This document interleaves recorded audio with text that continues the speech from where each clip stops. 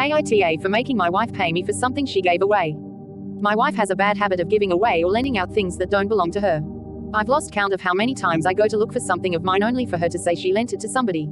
She also takes forever to get the item back. She once lent my stuff to a coworker and refused to ask for it back for a month. And I'll never forget the day my usually quiet, reserved son snapped at her for trying to give away his Nintendo Switch. If I wasn't also fed up with her behavior, I would have washed his mouth out with soap.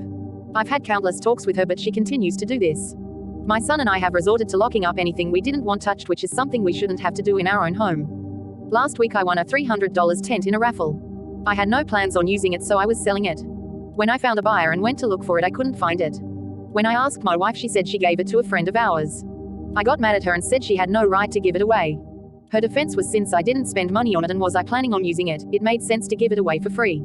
I told her that wasn't her decision to make, but she just kept repeating herself.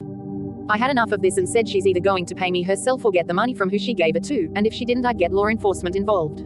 Since she rather die than ask a friend for money, she paid me out of her own pocket. This issue eventually got around to her family. While they did say she should have talked to me first, they also reprimanded me for asking for payment. They reasoned that since I didn't actually buy the tent, I didn't lose any money and it went to a friend who could actually put it to good use. I got several texts saying I should be ashamed for extorting my wife for money.